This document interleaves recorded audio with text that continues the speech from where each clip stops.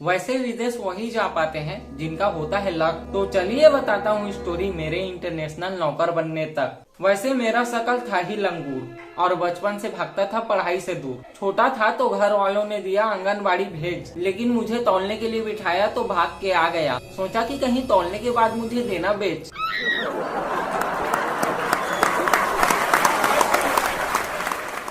जब मैं स्कूल में था तो एक टीचर ने मुझसे पूछा कि हमारे भोजन के मुख्य स्रोत कौन कौन हैं। मैंने कहा भंडारा, शादी, 13वीं बर्थडे।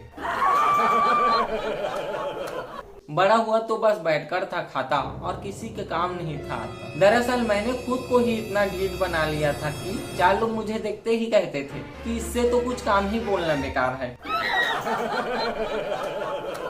वैसे तो मैं था ही चूतिया जिसने कभी नहीं कमाया था 1 भी रुपया। बहनचोद, एक बार ना मेरे एक दोस्त ने मुझसे 50,000 रुपए उधार मांगे। मैंने कहा लौड़ा पैसा तो नहीं है, लेकिन मुझे इस लायक समझने के लिए तुम्हारा बहुत बहुत धन्यवाद।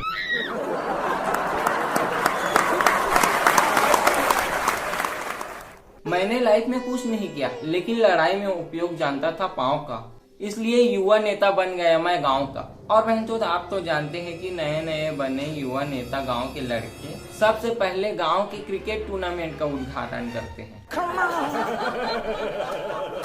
लेकिन बहनचोद, हमारे उद्घाटन की हुई कदर और वहां पहुंच गए मिनिस्टर।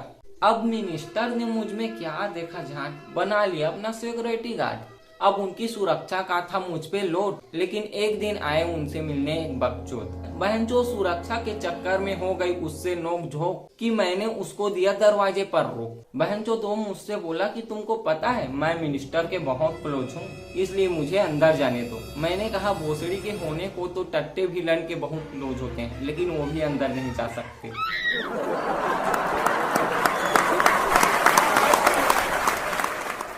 बहनचोद, इसके लिए ना मिनिस्टर ने दिया मेरा हाथ पांव तोड़। लौड़ा, मैंने भी पगार लेकर दिया नौकरी छोड़। वैसे लौड़ा, मुझे पता था मिनिस्टर का सारा गुना, इसलिए 3 लाख दिए मुझे जब गर्मी में हुआ मेरा विवाह। वैसे गर्मी में शादी होने से झाट मुझे पता चला एक बात कि गर्मी में सबसे ज्यादा गाली खाने का सौभाग्य बिजली विभाग वालों को मिलता है। लौड़ा, खोलते हैं पसीने से गर्मी के साइड, फिर फौरन कूलर चालू करते हैं जब आती है लाइट। वैसे ना बहनचोद, कभी कभी ना कूलर से इतना भयानक आवाज आता है कि लौड़ा लगता है कि आंगन में किसी ने हेलीकॉप्टर उतार दिया हो। वैसे तो किस्मत ने थी मेरी बहुत ली, पर मैं आपको बताता हूँ कैसी थी मेरी धर्म पत्नी। बहनचोद, एक बार मेरी वाइफ ने मुझे देके भोजन बात करने लगी गली में शकुंतला से, जो थी हमारी पड़ोसन। तो मेरी वाइफ को बात करते हुए मेरी माँ ने देख लिया, तो मेरी माँ ने मेरी वाइफ से कहा कि वो शकुंतला ना बहुत झूठी है, उसके बात पे ना कभी विश्वास मत करना। वैसे क्या कह रही थी वो? तो मेरी वाइफ बोली कि माँ जी, वो बोल रही थी कि तुम्हारी सास बहुत अच्छी है।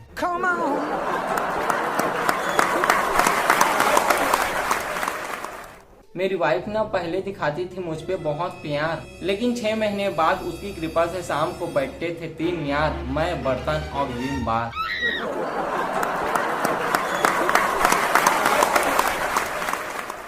इसलिए भाई कहता हूँ कि जहाँ तक हो सके हंसते रहो। कुंवारे हो तो दूसरों पर, शादीशुदा हो तो खुद पर। मेरी बीवी को करता हूँ मैं लव, और न शादी से हुआ मुझे कई अनुभव कि महिला को भले ही मरने के बाद स्वर्ग में जगह मिल जाए, लेकिन वो नर्क में जरूर झांक कर देखेगी कि मेरे पति किसी राक्षसी के पास तो नहीं।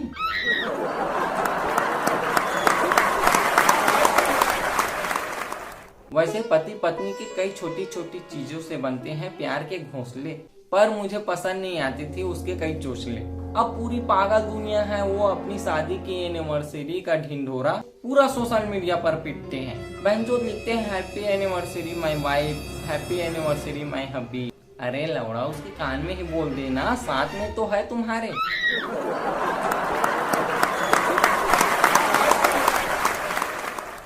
और मेरा तो था ऐसा सीन कि मुझे तो पसंद भी नहीं था उसका मनाना जन्मदिन। बहनचोद, एक महिला को ना वही आदमी खुश रख सकता है लौड़ा जो उसका जन्मदिन तो याद रखे, लेकिन उसकी उम्र भूल जाए। वैसे ना हम दोनों झगड़े होते थे तो हमें आती नहीं थी लाज। तो एक बार ऐसी झगड़े में मैंने उसके मुंह से सुनी हल्की कुत्ते की आवाज। तो मैंने उसे बहनचोद गुस्से में पूछा, क्या तुमने मुझे कुत्ता कहा? वो चुप रही। मैंने फिर से पूछा, क्या तुमने मुझे कुत्ता कहा? लेकिन वो फिर भी चुप रही। तो मैंने उसे फिर से पूछा, क्या तुमने मुझे कुत्ता कहा? वो बोली, अरे नहीं कहा, प्लीज आप भौंकना बंद करिए जी।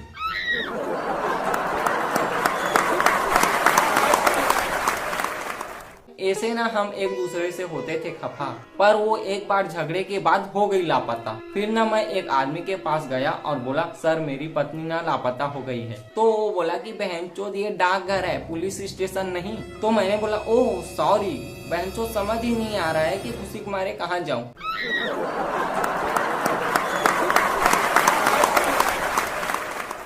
इधर उसके लापता होने से घर वाले हो गए थे बेहाल और उधर वो चली गई थी मेरे ससुराल। अब उसके जाने से मैं भी था खफा। इसी बीच मैंने एक लड़की लिया पटा। अब हवस तो भरी ही रहती है दिल में, इसलिए उसने बुलाया मुझे मिलने। लेकिन हमने वो सुन रखा है ना, वो बुलाती है मगर जाने का नहीं। लेकिन यार बहनचोद, अगर कोई बुलाती है ना तो चले जाने का, वरना दूसरा चला जाता है। कंपटीशन का जमाना है।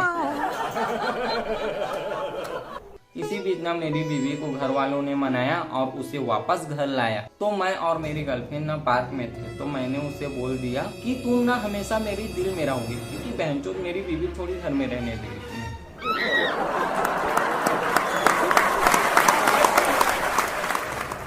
फिर लौड़ा मेरी तो शुरू से ही खराब थी लाइफ। पार्क में हम दोनों को कुछ लोगों ने पकड़ लिया। पूछने पर बोला, ये है मेरी चचेरी वाइफ।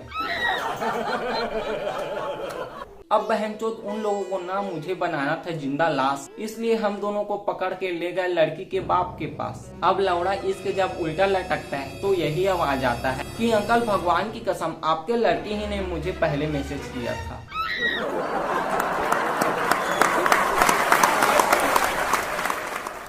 लेकिन लड़की चालाक निकली, उसने मुझ पे इल्जाम लगा दिया बेहुदा। तो उन्होंने टांग तोड़ दिया, लेकिन जान से मार देते अगर जानते कि मैं हूँ शादीशुदा।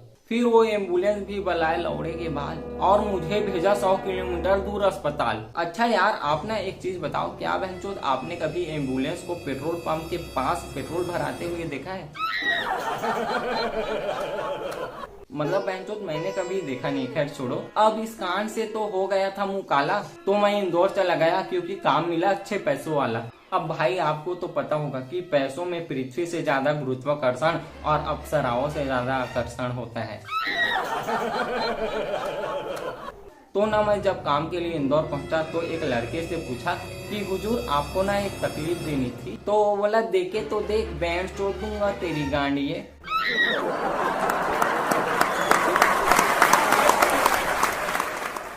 ये तो था ही उस चूतिए को पूछने की सजा। पर मैं जैसे तैसे पहुंच गया काम की जगह।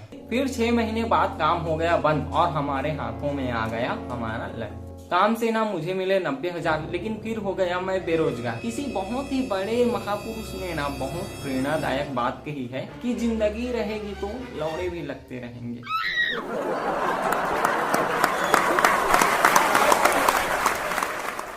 मैं ना रुकना नहीं चाहता था, भागना चाहता था सफलता के रेस में। और बहनचोद किस्मत से ना मेरी नौकरी लग गई विदेश में। तो बस मुझे ना सीखनी थी एक चीज, वो थी इंग्लिश। और मुझे ना सीखने के बाद समझ आया कि बहनचोद अंग्रेजों का ही अच्छा है, इंग्लिश सीखनी नहीं पड़ती।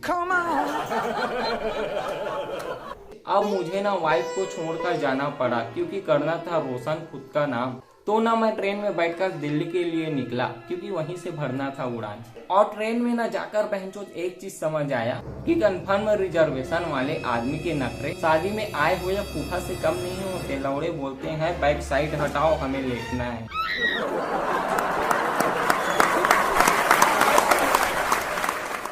फिर मैंने ना कई देशों में जाकर काम किया यार। वहाँ ना मुझे कई बार ना छींक आती थी, लेकिन बीच में ही रुक जाती थी। और बहनचोद अगर आपको ना आधी छींक आए और रुक जाए तो समझ लो कि किसी को आपकी याद तो आई, फिर उसने सोचा लौड़ा भाड़ में जाए।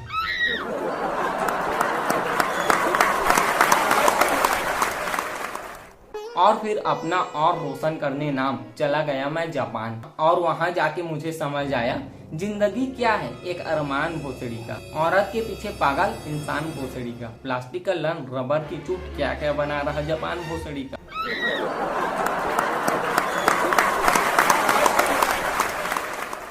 अच्छा यार, एक चीज, लोग ना चीनी चीजों का बहुत विरोध करते हैं, लेकिन बहनचोद अगर इन्हीं लोगों को ना चाइनीज चूत मिल जाए तो ना चोते चोते लवड़ा छीन लेंगे भोसड़ी के।